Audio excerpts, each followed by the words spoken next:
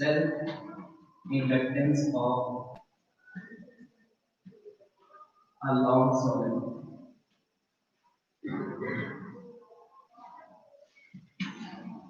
So, in today's class, we will determine the self-inductance of a long solenoid. Sometimes we call it as inductor. So this is we are going to discuss. Now, let's first quickly revise what is self-inductance. Okay? तो self-inductance मैंने आपको बताया था कि similar to capacitance. It is similar to capacitance and resistance. जैसे materials में resistance की property होती थी, वैसे कैपेसिटर में हमने कैपेसिटेंस स्टडी किया, चार्ज स्टोर करने की एबिलिटी। वैसे अब मैग्नेटिज्म से रिलेटेड एक कांसेप्ट है, इलेक्ट्रोमैग्नेटिज्म से रिलेटेड कांसेप्ट है, यहां हम सेल्फ इंडक्टेंस स्टडी करते हैं। सिमिलर चीजें हैं सब। अब देखो सेल्फ, जैसे कैपेसिटेंस का फॉर्मूला क्या होता था, Q बाय V। रेजिस्टेंस का फॉर्मूला क्या होता था, V अपॉन I। वैसे ही सेल्फ इंडक्टेंस को हम कैपिटल L से रिप्रेजेंट करते हैं, and that is given by magnetic flux divided by current। यही था। अब यूनिट्स की बात करें तो रेजिस्टेंस की यूनिट वोल्ट पर एम्पीयर, कूलम पर वोल्ट, इसकी यूनिट क्या होगी, वेबर पर एम्पीयर। डन। अच्छा, इसी को हम कह देते थे क्या, याद है किसी को, हेनरी कहते थे। जोसेफ हेनरी के ऑनर में दिस वेबर पर ampere is also called represented by. इतनी बात थी। फिर मैंने आपको बोला था कि अगर आपको किसी चीज की सेल्फ इंडक्टेंस बोल देनी निकालना है, so what you have to do, you have to follow the same procedure that you did for finding the capacitance। तो मैंने देखो आपको कैपेसिटेंस निकालने के लिए एक प्रोसीजर बताया था, कि you have gone through those videos। अगर हमें कोई मटेरियल या कोई कैपेसिटेंस दे दिया गया है and if you are asked to find the capacitance, मैंने उसके लिए आपको स्टेप बाय स्टेप प्रोसीजर दिखाया था। The same procedure we are going to follow for the inductance। मैं यहाँ रिवाइज करा देता हूँ क्विकली आपको। देखो मैं अभी आपके सामने पैरेलल प्लेट कैपेसिटर की कैपेसिटेंस डिराइव करके निकाला और देखेंगे उस स्टेप्स को। क्लियर? तो देखो पैरेलल प्लेट कैपेसिटर ये था, ठीक। सबसे पहला ही स्टेप होता है, अच्छा इसमें कुछ आपको एरिया दे देगा, तो प्लेट एरिया क्या होता था, A, और दोनों प्लेट्स के बीच के सेपरेशन को हम इससे रिप्रेजेंट करते थे D। ये गिवन होता था, क्योंकि प्लेट है तो कुछ प्लेट्स का एरिया होगा, दैट इज कैपिटल A। अब दो प्लेट में रखनी है अगल बगल, तो उसके बीच कुछ सेपरेशन भी होगी, दैट इज स्मॉल d। ये दिया होता था। पहला स्टेप ये होता था कि सबसे पहले चार्ज हुआ, इस कैपेसिटर को क्या हुआ, charge. That was the first step, give charge. तो हम क्या करते थे, एक प्लेट को क्या देते थे, पॉजिटिव चार्ज दिया, तो दूसरे में इंडक्टर कितने का हो गया, -2 का। देखा हमारे कैपेसिटर की प्लेट्स में चार्ज आया, और जैसे ही हमने चार्ज दिया देखा प्लस और माइनस आ गया, क्या एक इलेक्ट्रिक फील्ड अंदर डेवलप हो जाएगी, अंदर क्या डेवलप हो जाएगी, एक फ्रॉम प्लस प्लेट टुवर्ड्स, और वो यूनिफॉर्म फील्ड कैसे फील्ड होगी, वो फॉर्मूले से भी पता चल जाएगा। और दिख के भी लगता है कि देखो प्लस से फील्ड निकली और कहां जाके माइनस में हुई। देखना ये एक कैसे फील्ड जनरेट होती है कैपेसिटर के प्लेट्स के बीच में, एक यूनिफॉर्म फील्ड डेवलप होती है, that is constant, it is constant. अच्छा, ये पहला काम होता था। सेकंड स्टेप क्या होता था, देखो फॉर्मूला क्या है हमारे पास, C निकालने का, Q बाई हमने क्या दे दिया, अब हम क्या निकालेंगे, B पहुंचना है, हम Q देते हैं और कहां तक पहुंचते हैं, B तक पहुंचने की कोशिश करते हैं। समझ में आया? तो हमने चार्ज दिया, हमें कहां तक पहुंचना है, पोटेंशियल डिफरेंस तक पहुंचना है, और पोटेंशियल डिफरेंस से पहले हमने इलेक्ट्रिक फील्ड निकाले, क्योंकि ये इंटरमीडिएट होता है। हां, फॉर्मूला लगेगा। तो देखो, तो सेकंड स्टेप है कैलकुलेट इलेक्ट्रिक फील्ड। तो सेकंड स्टेप में क्या कैलकुलेट करते हैं हम, प्लेट्स के बीच की इलेक्ट्रिक फील्ड। और जो कैलकुलेट करते थे यहां पे प्लेट्स के बीच में, बताओ कैसे कैलकुलेट करते थे, मैं इसको थोड़ा बड़ा बनाता हूं यहां पे, ये है। चलो बताओ, प्लेट्स के बीच में मैंने क्वेश्चन दे दिया कि इस पॉइंट पे इलेक्ट्रिक फील्ड की वैल्यू कैलकुलेट करो, how will you find it. क्या ये दो प्लेट्स हैं, ये क्या है, दो, इस प्लेट की भी यहां पे फील्ड होगी और इस नेगेटिव प्लेट की भी यहां फील्ड होगी। There are two fields at this point, one due to positive plate and another due to, जैसे पॉजिटिव चार्ज और एक नेगेटिव चार्ज है, दोनों की फील्ड होगी कि नहीं होगी? अच्छा, दोनों की फील्ड का वेक्टर सम कर देंगे, तो इस पॉइंट पे इसकी भी फील्ड देखेंगे और इसकी, और फिर उनका वेक्टर सम कर देंगे, वो हमें इस पॉइंट पे नेट फील्ड दे देगा। वो हमें क्या दे देगा? तो चलो पॉजिटिव प्लेट की फील्ड निकालते हैं और नेगेटिव प्लेट की, ये देखो रिवीजन करा रहा हूं आपके कैपेसिटेंस का। देखो चलो, E पॉजिटिव मैं कहता हूं, that is the electric field at this point due to this positive. अब प्लेट वाला कौन सा फॉर्मूला तुमने पढ़ा है इलेक्ट्रोस्टैटिक्स में? अगर याद करो, क्या आपने कोई एक इनफाइनाइट शीट या इनफाइनाइट प्लेट वाला क्वेश्चन डिस्कस किया था कि अगर कोई एक इनफाइनाइट शीट है तुम्हारी चार्ज की, ऐसे कोई एक शीट है इनफाइनाइट, और उसके पास में अगर तुम इलेक्ट्रिक फील्ड निकालना चाहो तो गॉस थ्योरम से ये रिजल्ट निकालते थे, और कितना आता था? Sigma upon 2 epsilon not. How much it was coming? Sigma bye 2 epsilon. तो अगर एक कोई प्लेट है इनफाइनाइट साइज की, बहुत लार्ज साइज की, और उसके पास के कोई पॉइंट पे हम क्या पूछ रहे हैं इधर? E पूछ रहे हैं, दैट इज इलेक्ट्रिक फील्ड की इंटेंसिटी कितनी होगी? वो कितनी होगी? सिग्मा अपॉन, सिग्मा क्या है इसमें? सरफेस चार्ज, जो क्या होता है? Charge upon area, per unit area में कितना चार्ज। ये देखो फॉर्मूला होगा। अब ये पॉजिटिव प्लेट है, जो फील्ड आउटवर्ड्स होगी, क्योंकि पॉजिटिव प्लेट से फील्ड बाहर की तरफ जाती है, तो इस पॉइंट में अगर हम फील्ड की डायरेक्शन दिखाना चाहें तो that is away the plate.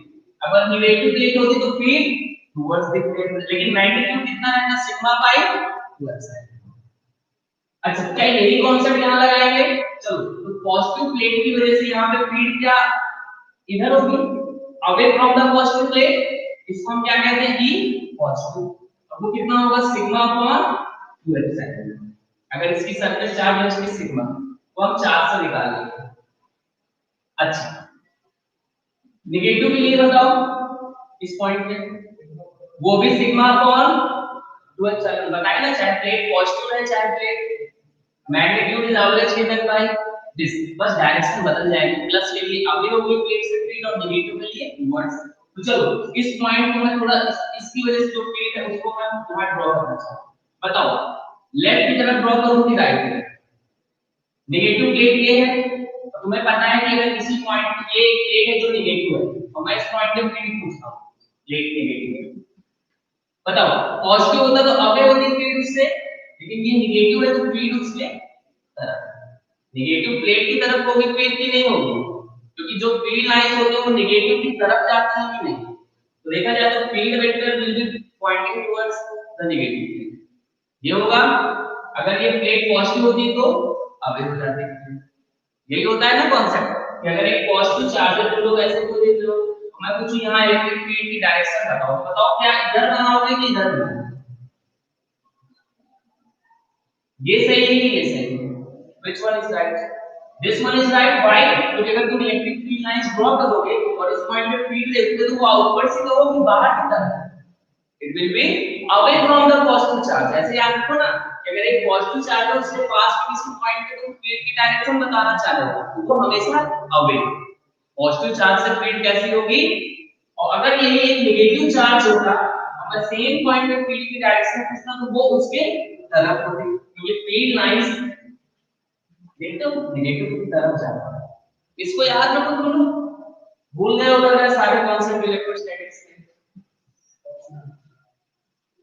अब देखो फिर, तो प्लस की फील्ड आ गई, that is in this direction. क्या नेगेटिव की फील्ड अगर मैं इसी पॉइंट पे दिखाऊं तो क्या वो इस डायरेक्शन में होगी? Towards the negative field, that is towards the field. इसको मैं क्या कहता हूं? E minus. चलो इसका मैग्नीट्यूड कितना होगा? Sigma by. अच्छा, अब देखो दो फील्ड यहां पे करेंगे, first due to positive plate है, अदर ड्यू टू, तो क्या दोनों सेम डायरेक्शन में है दोनों? तो इनकी जो नेट फील्ड होगी उस पॉइंट पे, क्या इन दोनों को जोड़ देंगे न्यूमेरिकली? इन दोनों को क्या कर देंगे? ऐड कर देंगे। अगर आपको याद हो कि there is a vector of 2 newton and there is a vector of 4 newton, तो बताओ नेट फोर्स क्या 6 न्यूटन होगा? जब पैरेलल वेक्टर्स होते तो हम उनको ऐड करते हैं डायरेक्टली, और एंटी पैरेलल होते तो बड़े से छोटे को माइनस कर देते हैं, होता था ये। यहाँ पे वही चीज है, दोनों का पैरेलल है, वेक्टर सेम डायरेक्शन में एक्ट कर रहे हैं, तो जो नेट होगा वो इन दोनों का सम। तो बताओ sigma bye 2 epsilon not plus sigma bye 2 epsilon not how much it is coming sigma by epsilon not. और इसको आप याद रखते हैं कि कोई भी कैपेसिटर है जिसमें सरफेस चार्ज डेंसिटी है कितनी है सिग्मा, तो उसके प्लेट्स के बीच में जो इलेक्ट्रिक फील्ड होगी वो कितनी होगी सिग्मा बाय एप्सिलॉन। सिग्मा को अगर हम चार्ज के टर्म्स में लिखना चाहें तो सिग्मा को क्या लिख सकते हैं q बाय a। तो q by a epsilon naught this is in terms of charge. आप सिग्मा के टर्म्स में याद रखो चाहे चार्ज के टर्म्स में याद रखो वो था ना सेम। मतलब अब सिग्मा के टर्म्स में याद रखो फिर कन्वर्ट कर लो तो जरूरत पड़े। अब देखो इस एक्सप्रेशन को देखो आप, हमें चार्ज दे दिया ऑलरेडी q कांस्टेंट, प्लेट का एरिया भी क्या और मीडियम के अगर प्लेट्स के बीच में हमने एक वैक्यूम रखा तो देखा जाता है ये पूरा टर्म अपने आप में क्या कांस्टेंट। तो देखा मैथमेटिकली भी प्रूव हो जाता है कि प्लेट्स के बीच की जो फील्ड होती है वो कैसी होती है कांस्टेंट, दैट इज यूनिफॉर्म। अच्छा ई आ गया, पहला स्टेप क्या था हमने क्या किया q चार्ज, फिर हमने क्या कैलकुलेट किया v। अब v निकालने के लिए हमारे पास बहुत तरीके हैं। अच्छा ई आ गया, हमें पहुंचना कहां तक v तक। तो अगर यूनिफॉर्म फील्ड है तो तुम्हें इलेक्ट्रिक फील्ड पता है और पोटेंशियल डिफरेंस निकालना है। v इक्वल्स टू क्या होगा e इनटू d। अभी पिछली क्लास में इस फॉर्मूले का यूज किया था, हमें इलेक्ट्रिक फील्ड पता नहीं यूनिफॉर्म फील्ड और हमने क्या निकाला था लेंस लॉ। याद है मोशनल इवेंट में क्रॉस प्रोडक्ट का v निकाला था ना मोशनल इवेंट में e निकालने के बाद वो यहीं से तो आया था e इनटू l दिया था वहां पे वही चीज है। चलो तो e मिल गया और हमें v निकालना है, क्या करते हैं e के d से मल्टीप्लाई करना। e आ चुका है आपके पास q by a epsilon not into d, तो how much it comes qd upon epsilon not. देखा पोटेंशियल डिफरेंस भी मिल गया प्लेट्स के बीच का। अब बस लास्ट स्टेप बचा कि इस b की वैल्यू को कहां रखें इस c के फॉर्मूले में रख दें। तो अगर ये जो b की वैल्यू को कहां रखते हैं आप इस कैपेसिटेंस के फॉर्मूले में रख दें तो व्हाट यू गेट कितना आएगा b qd upon epsilon not. ये एप्सिलॉन नॉट ऊपर जाएगा q से q क्या हो जाएगा आंसर क्या आया a एप्सिलॉन नॉट बाय ये होती है पैरेलल प्लेट कैपेसिटर की capacitance a epsilon naught by d।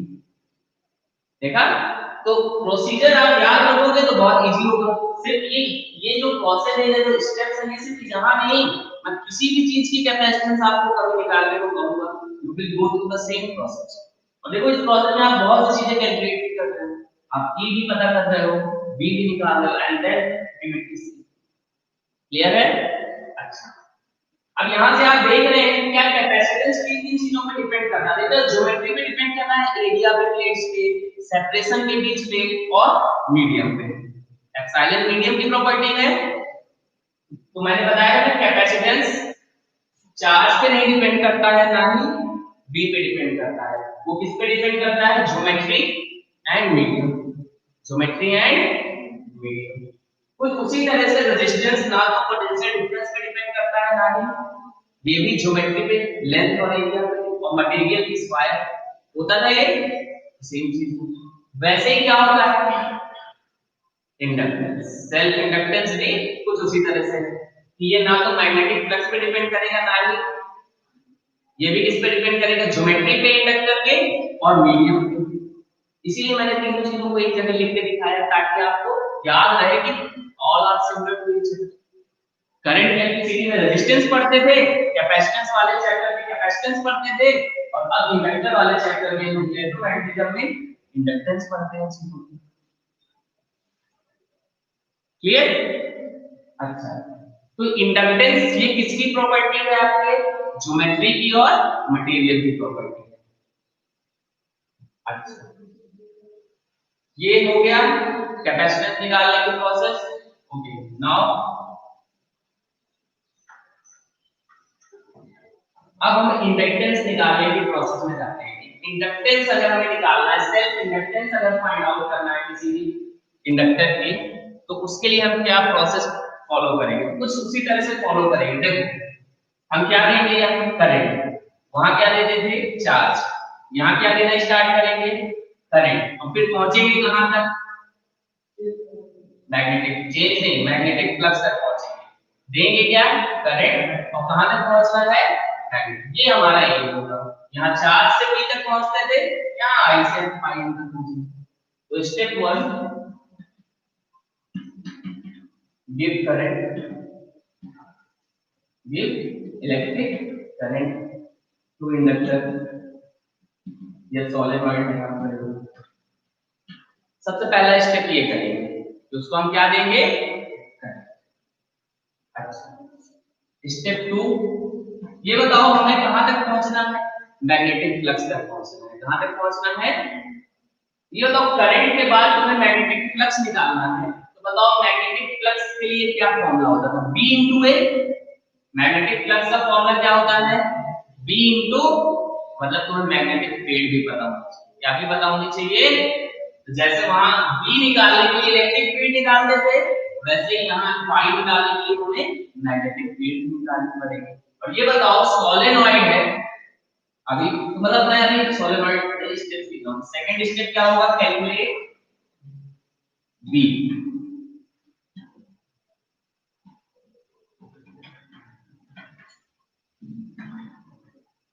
Done. Third step, और एक बार आपको B पता चल गया तो क्या आप आराम से फाई निकाल सकते हो, B into A करके। Third step will be find phi n, that is magnetic flux, किस फॉर्मूले का यूज करके, B into A। या more technically you want to write B dot A, कई बार एंगल भी बन रहे होंगे दोनों के बीच में।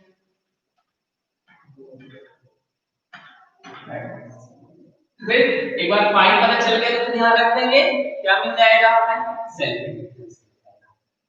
So step 4 is put phi m in L equals to phi m upon I। इसमें क्या कर देंगे, इसको पुट कर देंगे तो हमें आंसर मिल जाएगा। ठीक, अब इस प्रोसेस का यूज करके आपको एक लॉन्ग सोलेनॉइड की सेल्फ इंडक्टेंस निकालनी है। एक सोलेनॉइड आपको पता है लार्ज नंबर ऑफ टर्न्स होंगे उसमें।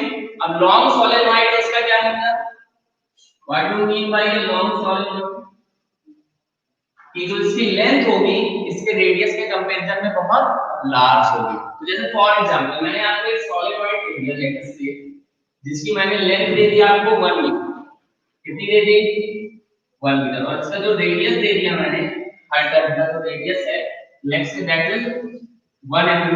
तो अब बताओ इसके रेडियस के कंपैरिजन में इसकी लेंथ क्या है, बहुत लार्ज। 1 mm के कंपैरिजन में 1 मीटर इज लार्ज नंबर। तो ऐसी कंडीशन में हम सोलेनॉइड को क्या कहेंगे, लॉन्ग। लॉन्ग सोलेनॉइड का क्या मतलब है, its length is very large as compared to its radius. ये बात होगी। अब आप निकालिए इसमें, क्वेश्चन आपको दे दिया मैंने कि आपको क्या दिया है, एक लॉन्ग सोलेनॉइड दिया है जिसकी मैंने length they the let's say L। इसका जो एरिया ऑफ क्रॉस सेक्शन है उसको मैंने कितना दे दिया A, एंड मीडियम अंदर अभी वैक्यूम है। मीडियम क्या है अभी, वैक्यूम है, एयर है। और number of turns per unit length कितना है, स्मॉल m। इतनी चीजें मैंने आपको दे दी क्योंकि ये जरूरत पड़ेगी आपको कैलकुलेशन। क्योंकि मैंने अगर आपको एक सोलेनॉइड दे दिया तो मुझे ये आपको बताना होगा ना कि उसकी लेंथ क्या है, उसके हर टर्न का क्रॉस सेक्शनल एरिया कितना है और कितने टर्न्स है पर यूनिट लेंथ। तो n is what, number of turns per unit length. Now find the self inductance. इस लॉन्ग सोलेनॉइड की सेल्फ इंडक्टेंस को फाइंड आउट करें by this process. Apply this and try to find out. Find everyone, find the self inductance of this long solenoid।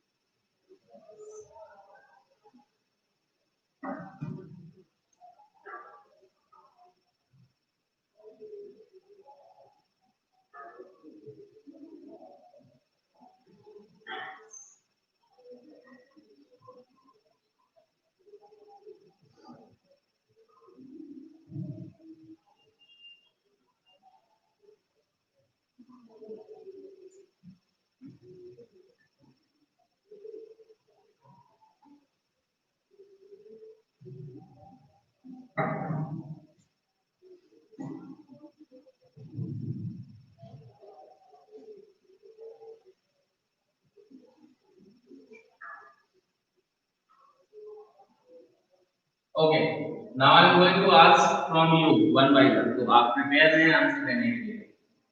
ठीक, पहला step का मैं answer पूछना चाहता हूं आपसे। ओके, तो पहला स्टेप क्या करेंगे दीपक? What do we do? We will give a current to this solenoid. Assume करेंगे let a current I is flowing in this solenoid, हमने दे दिया। अब उसके लिए हम बैटरी कनेक्ट कर सकते हैं, कुछ भी कर सकते हैं करंट देने के लिए। तो हमने इस solenoid को क्या दे दिया? करंट I, तो उसको फ्लो करा दिया इसके। ओके, सो अब हमने इसमें करंट को, क्या इस करंट की वजह से इसके अंदर मैग्नेटिक फील्ड आ जाएंगी? Okay Prashant, tell me what is the magnetic field inside a solenoid when a current I flows? Recall it, ये हमने डेरिवेशन किया था, बताएं। आई सोलेनॉइड के अंदर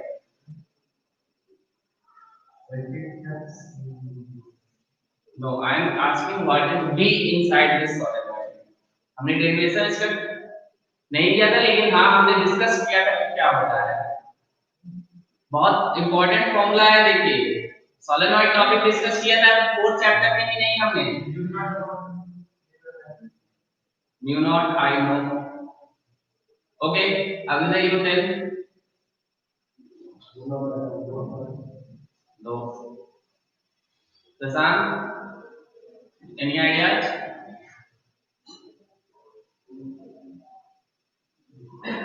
no one, that means you are not revising और आपको एग्जाम आने वाला है।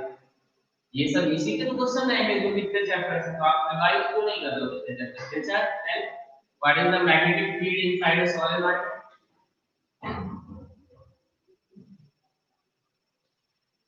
फॉर्मूला याद करने वाली बात है ना, आपको याद तो नहीं करते हैं रिजल्ट्स और फॉर्मूले जो आते हैं, ये रिजल्ट है ना, मैं आपसे डेरिवेशन तो नहीं पूछ रहा हूं, I am just asking you the results.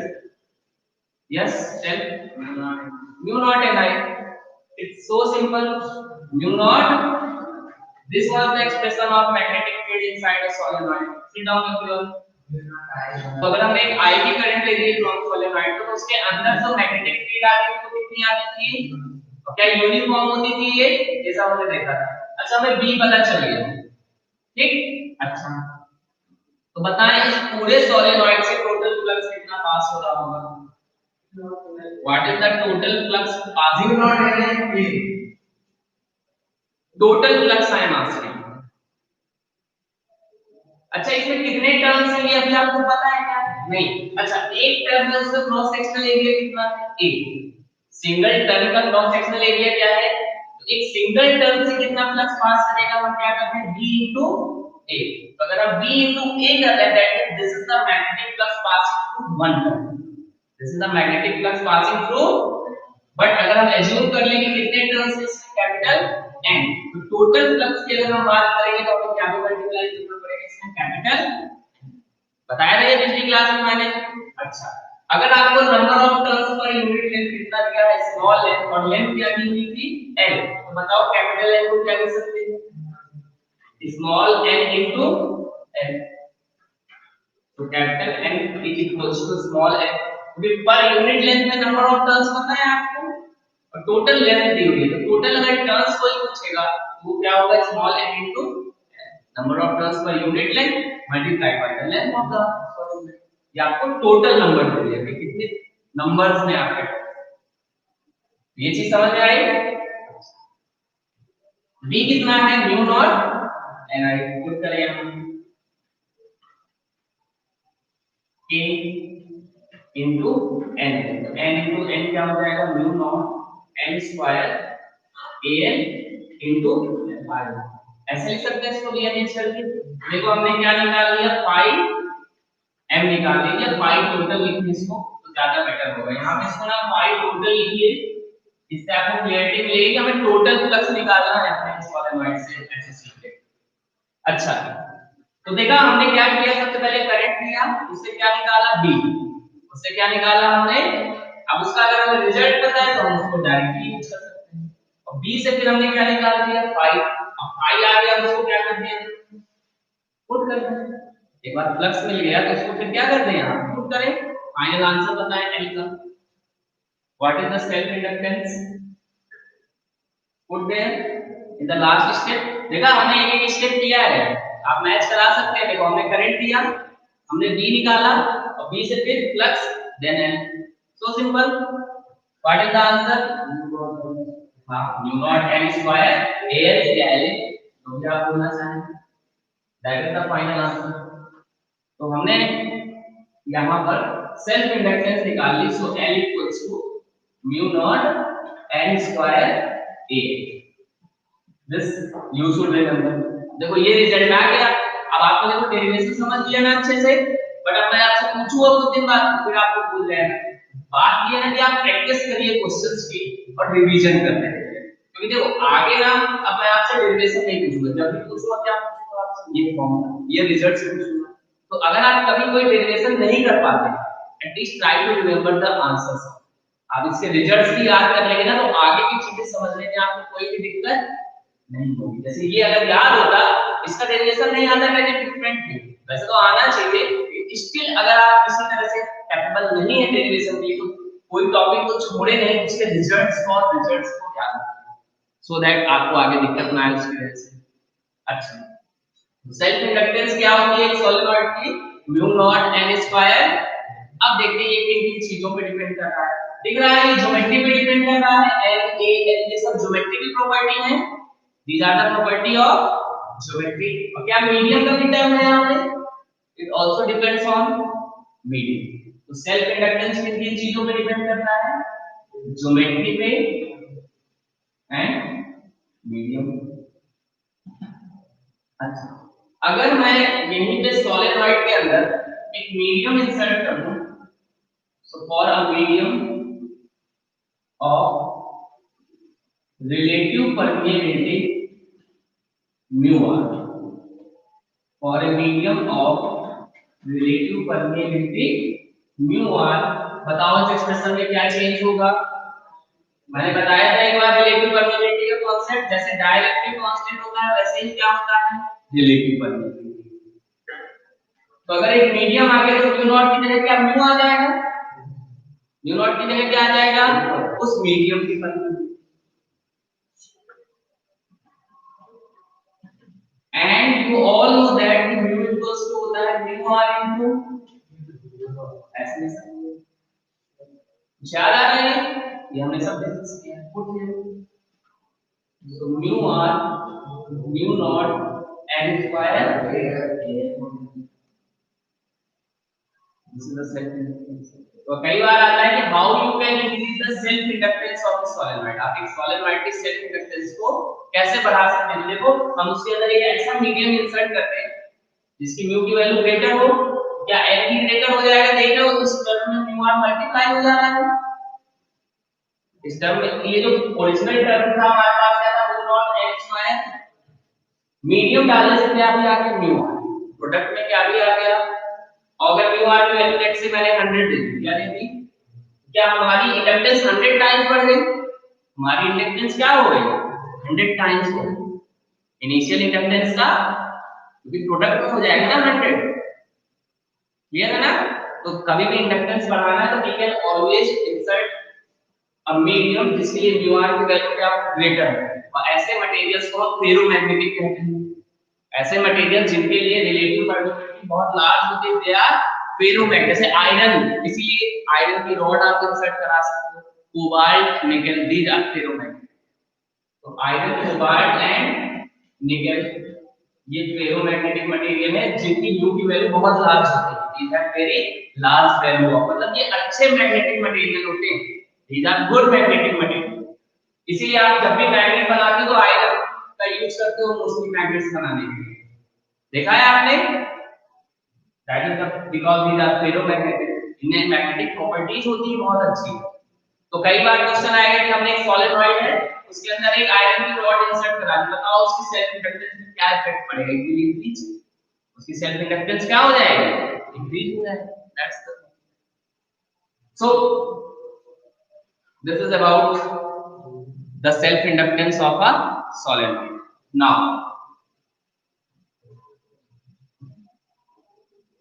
Okay, now एक छोटा सा टॉपिक है जो पिछली क्लास में मैंने डिस्कस किया है, just right it here, right back EMF.